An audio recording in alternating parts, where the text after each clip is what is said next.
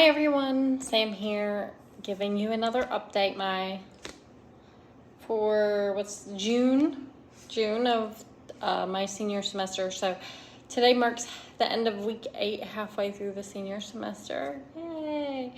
We have 9 written tests left, an OSCE, a mock OSCE as well for practice, and a ultrasound test. So we have to be able to do a fast exam and some other things. So we're at the home stretch. It is getting hard.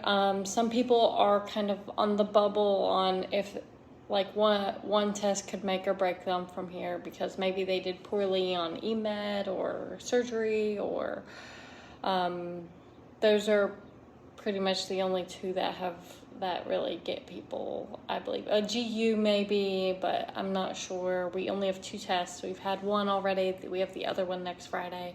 So the next few weeks might be rough for some people. For me, today was like we had the second of 3 surgery tests. It went well, and I am so happy and relieved, because sometimes when you're taking the test, you're like, I don't know if I know this. But I encourage you, if or when you get here, to really stick with your gut on everything.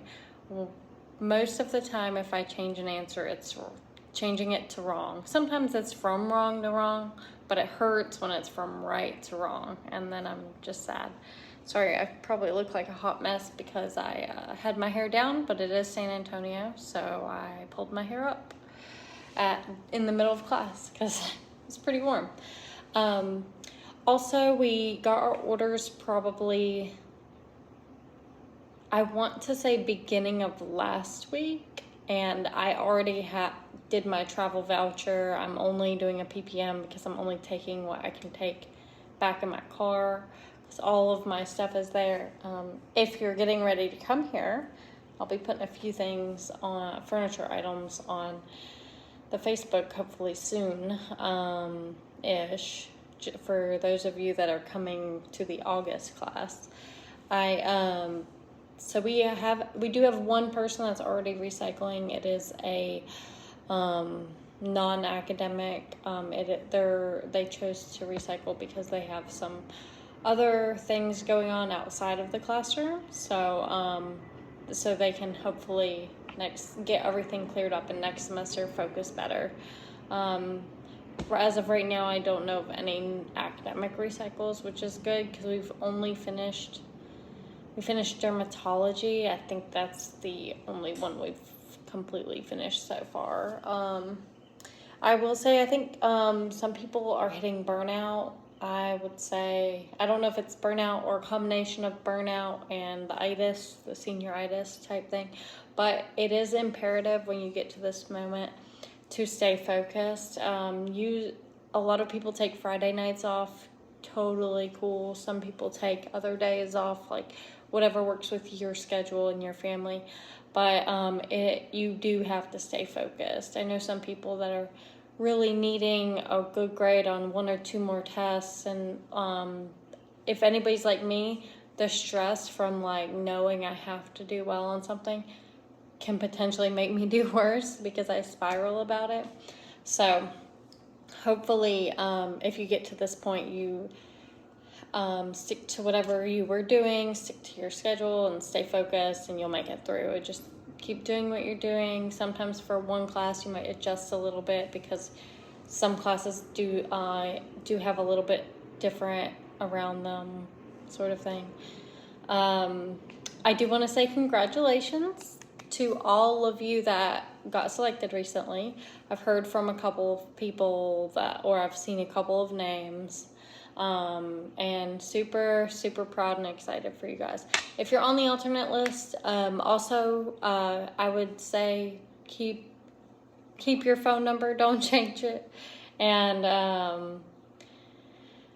also just go ahead and start building your packet for next year. I do know people that were called up off the alternate a month before class started, and it feels really last minute, and it's exciting. It's an opportunity. So I encourage you, if you are caught up off the alternate, if you can make it work, then go ahead and make it work. Sorry, my notes are over here, so. I did get an email from someone asking about Air Force slots. I did speak with the SSR. There were a lot more people put on the alternate list because they are hoping to pick up more people as the class proceeds. So definitely stay optimistic, but again, if you are on the alternate, continue to build your packet. So, but hopefully they pick up a whole bunch of people. Hopefully everybody can come. It's even if you don't make it through, it's really rewarding. I'm talked with somebody today that got to the point where they basically were told that they could voluntarily leave the program, or they would likely get they would likely fail out because it was next to impossible for them to recover from some of their grades. So they did choose to leave the program and go back to their previous job. They did tell me that they do still have their ads, so a lot of us don't read through the paperwork that we sign, I guess, or the fine print, contracts, that sort of thing. They said they still do have their ads, so keep that in mind when you're coming to this program. Whether or not you make it through, you do owe the Army back time. For those of us that are enlisted, it's a little bit different because we signed we re-upped our contracts, so I don't know exactly how that works with the ADSO, but I hope to not find out. I have 7 weeks of testing, so our last week is the PACRAT, ALS, BLS, a couple other small things, and then graduation. So 7 more weeks of testing. I just have to count down the days. Some people asked about phase 2 locations. I do want to let you know the class that are juniors right now, everybody in the Army got they were told where they were going. A couple of them did get to trade, so sometimes that may be an option. The Navy, because the SSRs kind of handle most of the, or they have, I don't think it's the SSR, but I think there is a delegated individual, not always the SSR, that is going to do the phase 2 slotting. So the Army, that's how they did it. The Air Force, one of my friends in the junior class said they will not find out likely until the first week of senior semester where they're going. And the Army already knows. They knew a couple weeks ago. And then the Navy and Marines, Navy/Marines, there's only 2 places to go, and everybody kind of just agreed on where they wanted to go. So they're allowing them, because they figured it out amongst themselves and it had everything good to go. So it may change in the future. I wish that they would still let everybody have a say and maybe just do it. They're trying to do it so that you get orders sooner, everything's easier on everyone. I wish that they would just go ahead and when you in process, you numbered all of the slots. Whether or not they were available for your class at that time, you just went ahead and at least submitted your 1 to 17 or 1 to 14, however many it is at the time. But it doesn't look like it's going that way, at least not for Army.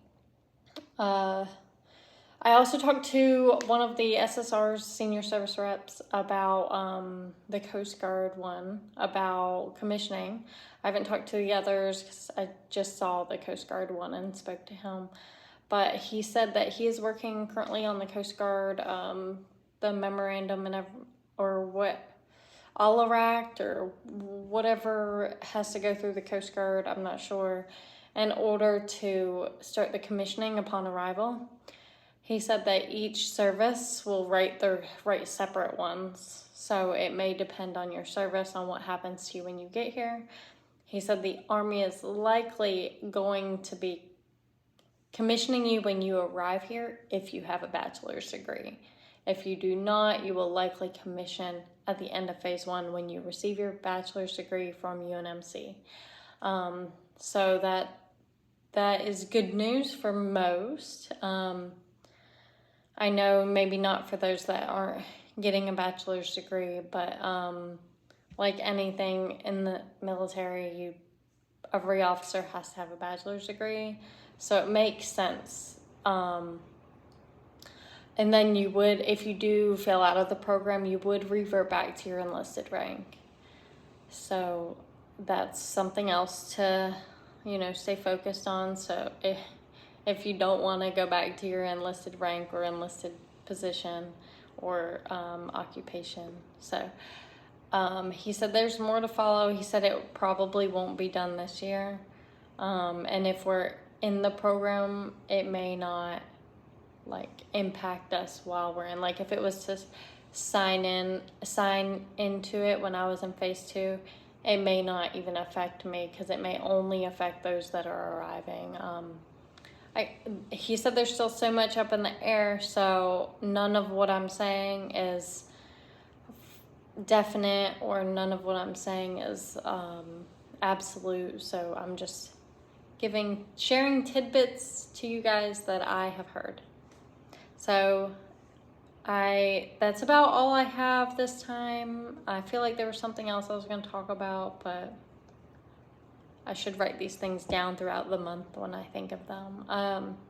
But I will do another update in July, and then I will do another one.